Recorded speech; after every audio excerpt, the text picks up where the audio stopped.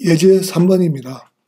예제 3번은 단면의 섹션 프로퍼티가 한 가지가 아니고 전체가 하나의 섹션 프로퍼티로 되어 있는 것이 아니고 섹션 프로퍼티 이렇게 두 가지로 되어 있습니다. 이것을 입력하는 방법, 그리고 부재에 작용하는 등분포 하중을 입력하는 방법, 이 두 가지를 배우게 되겠습니다. 그리고 이 값하고 i 값이 숫자로 주어져 있을 때 이것을 처리하는 방법. 그래서 이가 현재 문제에 주어져 있기로는 2.0의 10의 8승 kN 파워미터의 제곱, i는 7 곱하기 10의 마이너스 4승 미터의 4승, 이렇게 숫자로 주어져 있습니다.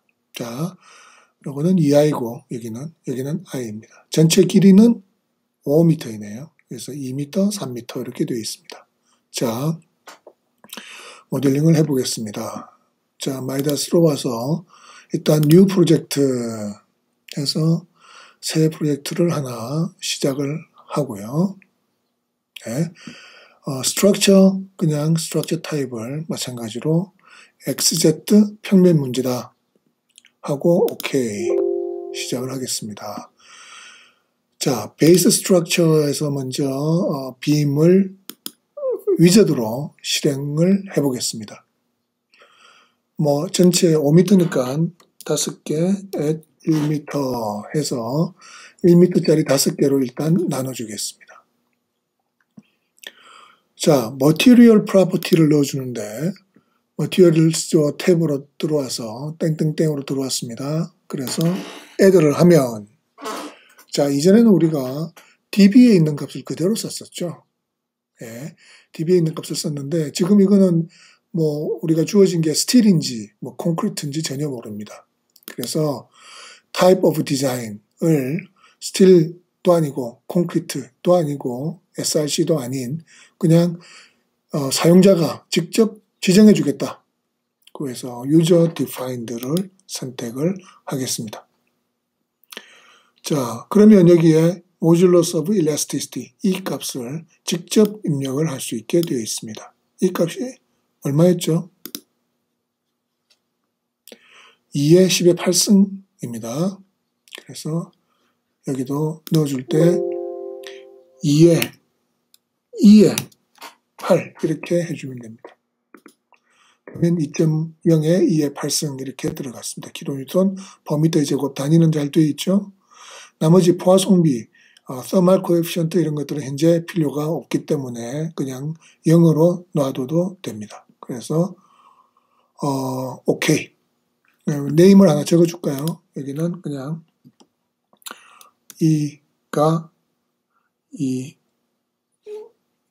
값이 2의 8승이니까 2의 8승 이렇게 그냥 이름을 하나 붙여놓겠습니다. 오케이 하면 여기 보다시피 ID 넘버가 1이고 이름이 우리가 2의 8로 이름을 붙였습니다. 가 하나 지금 추가되었습니다. 여기서 바로 섹션 프로퍼티를 또 지정을 해주겠습니다.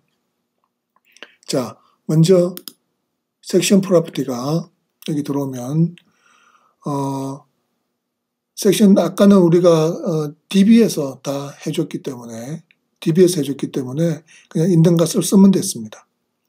하지만 지금은 유저가 입력을 해주는 것이고 여기 보면 여기는 현재 이 형태가 정해져 있는 때는 여기를 씁니다. 그런데 형태가 지금 정해져 있지 않기 때문에 값만 주어져 있기 때문에 어디를 가느냐 하면 여기에 value 값으로 가게 됩니다. 여기 탭에 value 탭이 있죠. 이 value 탭으로 들어가세요. 마찬가지로 이름을 하나 정해주겠습니다. 이건 현재 i 값, 그냥 i일 때, 자, i일 때고 여기는 섹션의 형태가 지금 아까도 조금 전에 이야기했지만 주어져 있지 않습니다. 그래서 제너럴 섹션 단면은 어떻게 넣는 놈인지 모르겠다 해서 제너럴 섹션을 선택을 해주면 여기 보다시피 에어리어 값, 단면적 값, ASY, ASZ, I 값 이런 것들을 직접 숫자로 넣어줄 수 있게 되어 있습니다. 에어리어는 단면적입니다. 에어리어 단면적인데 현재 우리는 휨만 취급을 하고 그리고 축방향의 변형을 생각을 하지 않기 때문에 A값은 넣어주지 않아도 좋습니다. 만일 축력이 작용하고 축방향의 변형을 생각을 해야 된다 그러면 이 A값도 정확한 값을 넣어줘야 되겠죠. ASY, ASZ는 뭔지 다음에 또 필요할 때 설명을 하도록 하겠습니다. I 값이 3개가 있습니다. 여기 보면 IXX가 있고 IYY가 있고 IZZ가 있습니다. 뭘 넣어줘야 될까요? 우리는 지금 현재 단면을 어떻게 선택을 했습니까? 요걸 그러면 별도로 좀 설명을 하는 것이 필요할 것 같습니다. 자, 우리가 여기서 또 한 번 또 글로벌 코디네이트 시스템 그리고 엘리멘트 코디네이트 시스템에 대해서 한번 이야기를 하고 가는 것이 좋을 것 같으네요. 자, 우리가 어떤 부재가 있어요. 이렇게 빈 부재가 있을 때, 이 빈 부재를 우리가 해석을 할 때 부재를 많이 4개로 나눴다. 그리고 처음 시작할 때 우리가 이 평면을 X, Z, 그러니까 글로벌 코디네이트 시스템의 XZ 평면, 이 평면이 XZ 평면이다. 이 평면이. 고 했을 때,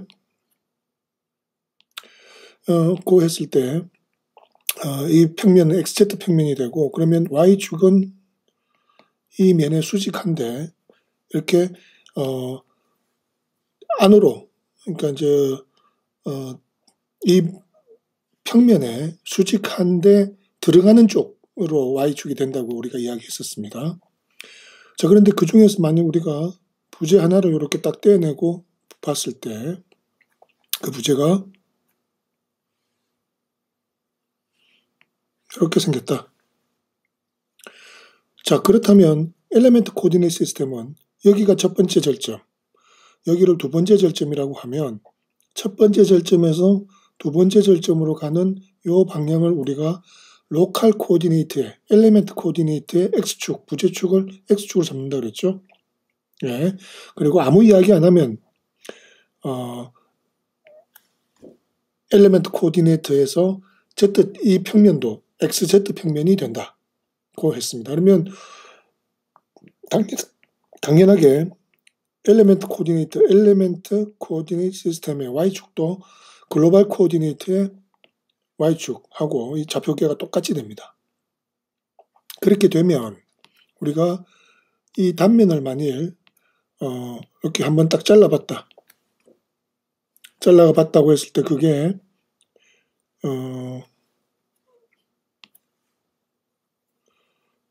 이렇게 생겼다. 단면이 이렇게 직사각형 단면이다. 고 하면 여기 보이는 이 축은 무슨 축이에요? 엘리멘트 코디네이트니까 파란 색깔로 그리겠습니다.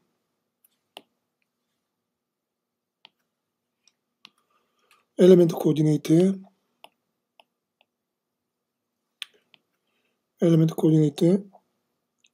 Z축이 이렇게 보이게 되겠죠? 네, 여기 있는 요 Z축이 보이게 될 겁니다. 그래서 요 옆으로 되는 요 축은 무슨 축이 됩니까? 네, Y축이 되겠죠? Y축이 이런 식으로 보이게 될 겁니다. 다시 이걸 3차원으로 좀 그려보면 얘가 만일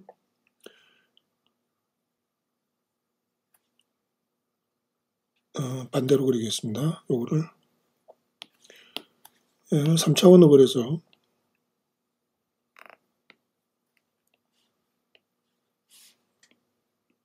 부재가 이렇게 생겼다.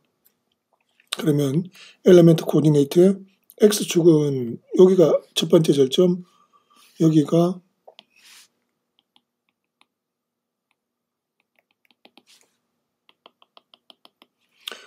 두 번째 절점이다 그러면 여기 첫 번째 절점에서 두 번째 절점으로 가는 요 방향이 엘리멘트 코디네이트 X축.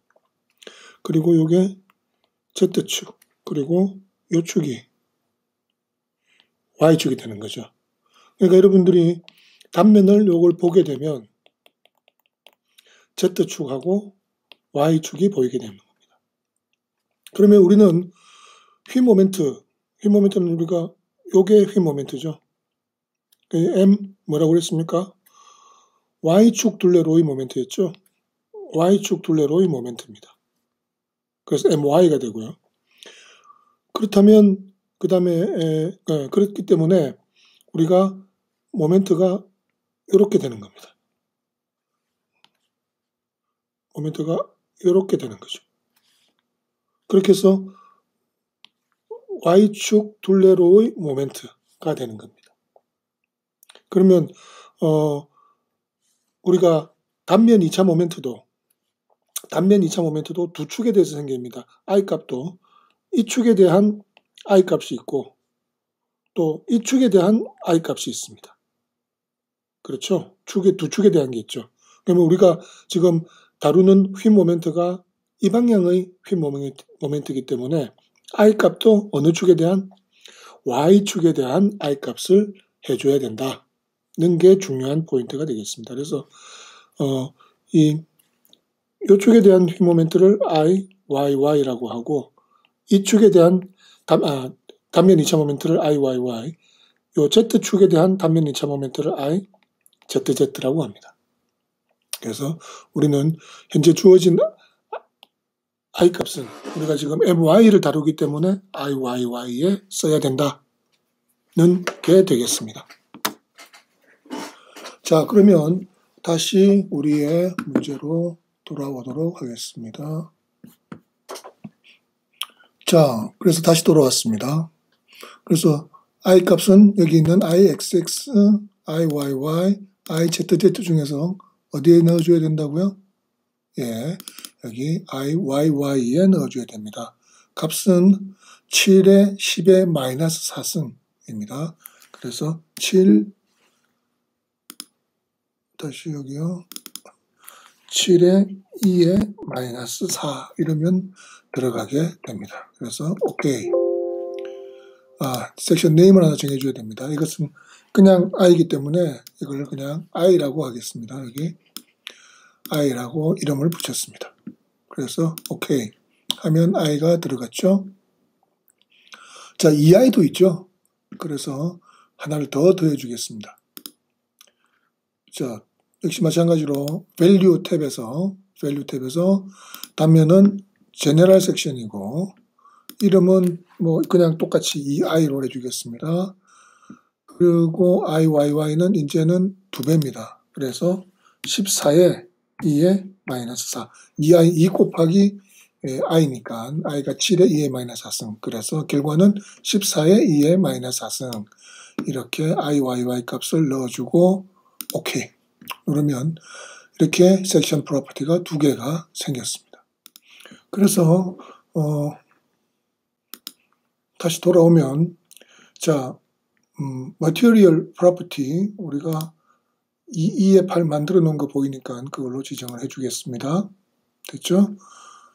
섹션 프로퍼티 우리가 2개를 만들어 놨지만 일단은 하나만 먼저 선택을 해서 전체를 I로 해놓고 나중에 바꾸는 방법을 선택을 하도록 하겠습니다. 그래서 그냥 전체를 I로 선택을 하고 OK를 눌러주겠습니다.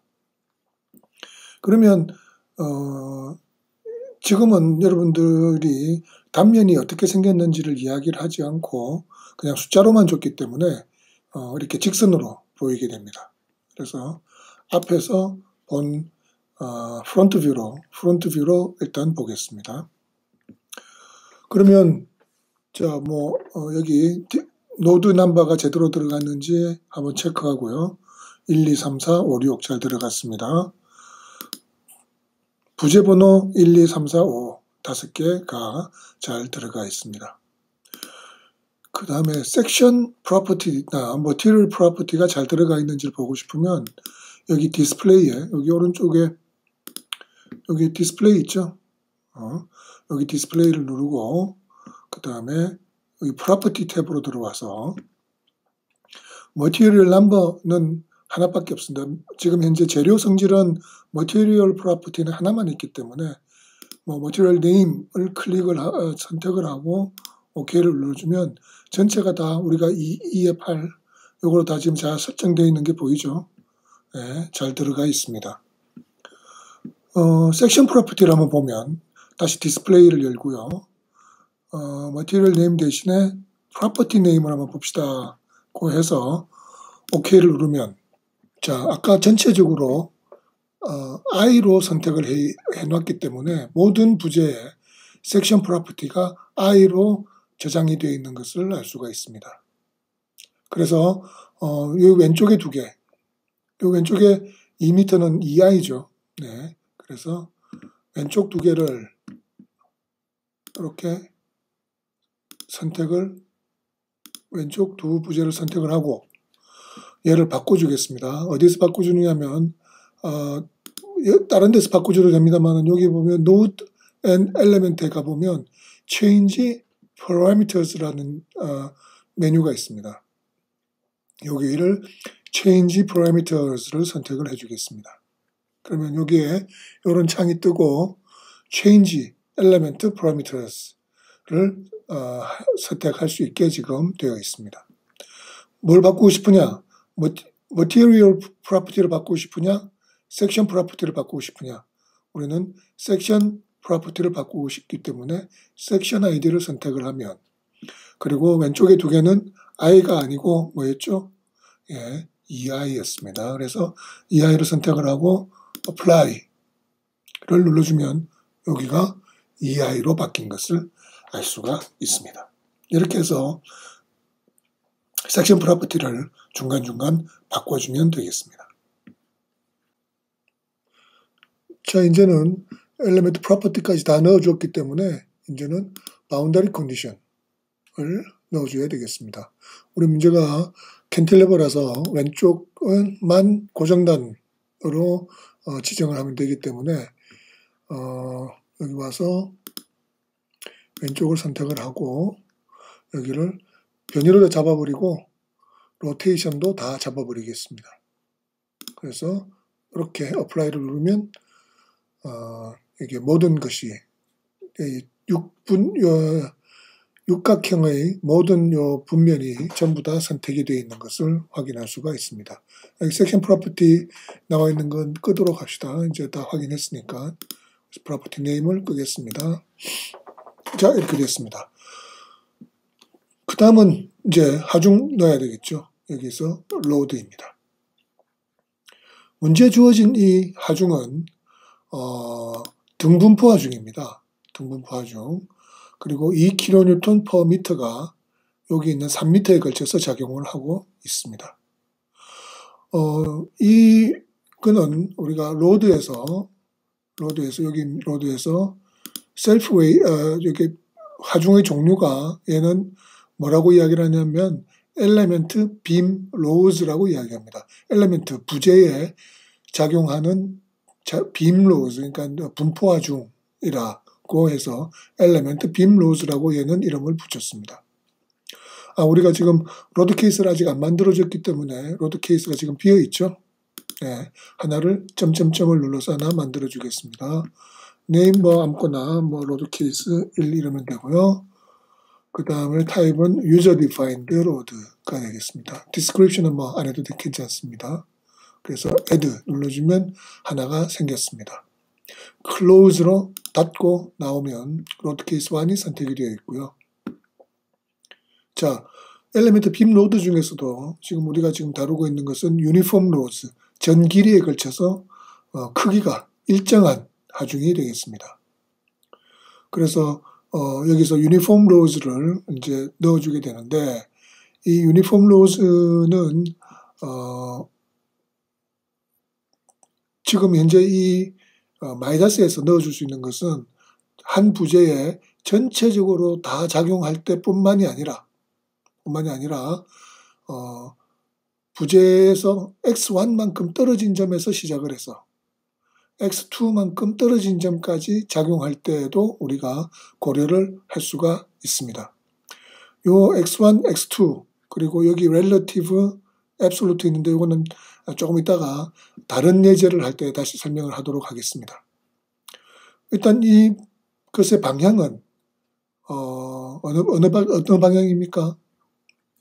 아까 우리가 이야기를 했지만 이 방향은 예를 들어서 지금 하중이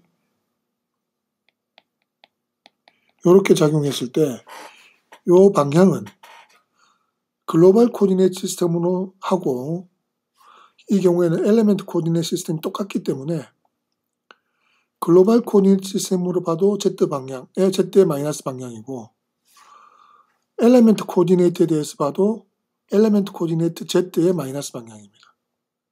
그죠? 이거는 방향이 똑같습니다. Z 방향입니다. 따라서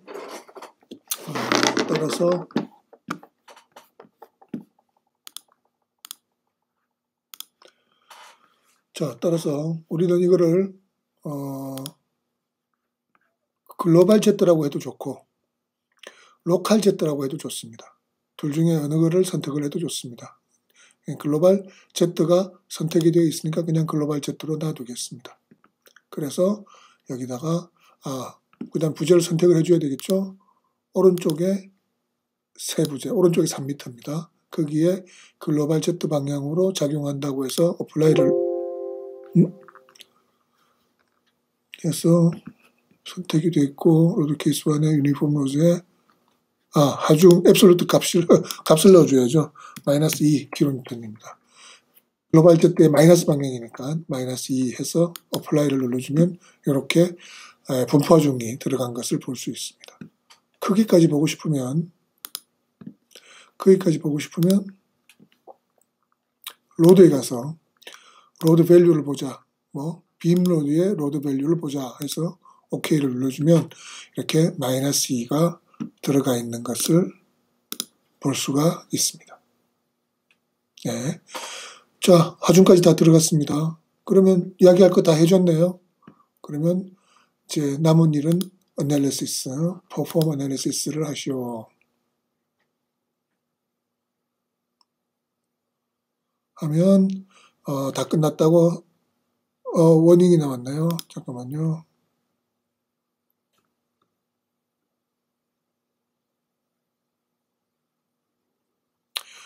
요거는 여러분들이 무시해도 괜찮습니다. 왜냐하면 지금 현재 X방향에 충력을 에어리어를 넣어주지 않았기 때문에 이런 아마 워닝이 생겼을 겁니다. 그 다음에 전체적으로 Y 값만 들어갔기 때문에 이런 워닝이 생겼습니다. 하지만 결과는 문제가 없을 것으로 생각이 됩니다. 리액션 한번 볼까요? F, X, Y, Z 모든 방향의 걸 다 보자. 어플라이를 하면 그리고 values까지 보자. 그래서 리드로우를 하겠습니다. 리드로우를 하면 얘는 지금 현재 맥킨토시에서 실행을 하니까 이게 리드로우가 자동으로 되질 않네요. 그래서 리드로우를 저는 계속 눌러줘야 됩니다. 하중 안 보겠습니다. 하중을 꺼버리면 하중 볼까요? 2m가 전체 3m의 길이에 걸쳐서 작용하고 있으니까 전체 6kN입니다. 따라서 발력이 6kN이고요. 모멘트 보면 비스듬하게 아이소 뷰로 보면 21입니다. 전체 6이 요 분포화 중에 전체 크기가 6이라고 그랬죠. 가운데 작용한다. 그러면 가운데가 여기서부터 1m, 2m, 3.5m, 6이 3.5m 떨어진 데 작용하니까 우리는 30에 6, 38, 그래서 21 맞습니다. 그래서 이렇게 작용을 하고요. 그 다음에는 디포메이션스를 보면 하중은 그리지 않겠습니다. 이제 하중은 뺍시다. 하중은 안 그리고 그림 역시 이렇게 나오는데 이것은 우리가 익스포넨셜로 보면 좋다고 그랬었죠. 소수점 이하 둘째 자리까지만 보겠습니다. 데시멀 포인트 2개. 그래서 익스포넨셜로 보겠다 체크를 했습니다. 그러면 이렇게 되고 이렇게 우리가 처짐을 구할 수가 있습니다. 그 다음에 마찬가지로 여러분들이 빔 다이어그램을 보고 싶으면 빔 다이어그램, 휘 모멘트 다이어그램을 보고 싶으면 뭘 봐야 된다고요? MY. 디폼드 쉐입에 안 그리겠습니다. 그냥 직선에다 그리겠습니다. 그러면 디폼드를 빼주고 apply 하면 이런 식으로 보이게 되겠죠. 그 다음에 전단력 하면 FZ입니다. FZ 역시 그려주면 이렇게 되고 이런 식으로 전단력도 맞습니까? 여러분들이 반드시 이 결과들을 보면 여러분들이 2학년, 3학년에 구조역학, 정전구조역학, 부정전구조역학을 왜 배웠느냐? 그냥 이것만 하면 되는데 이 결과만 보면 되는데 왜 이 결과만 보면 되는데 왜 여러분들이 이런 프로그램만 이용하면 쉽게 구할 수 있는데 왜 그 복잡하게 2학년, 3학년을 통틀어서 구조역학을 했느냐? 제일 위험한 것이 결과가 나왔는데 틀린 결과가 나온 것이 제일 위험합니다. 그럼 여러분들은 이 결과를 보고 여러분들이 의미가 있는 건지 맞는 것인지 아닌지를 여러분들이 판단을 할 수 있는 능력을 키워줘야 됩니다. 그래서 지금 주어진 문제에서 이런 분포하중 하에서 이런 전단력도가 맞는지, 그 다음에 휨 모멘트도가 이런 식으로 나오는 것이 맞는지 여러분들이 반드시 판단을 할 수 있는 능력을 갖추어야지 되겠습니다. 자, 여기까지 해서 예제 3번에 대한 설명을 마치도록 하겠습니다.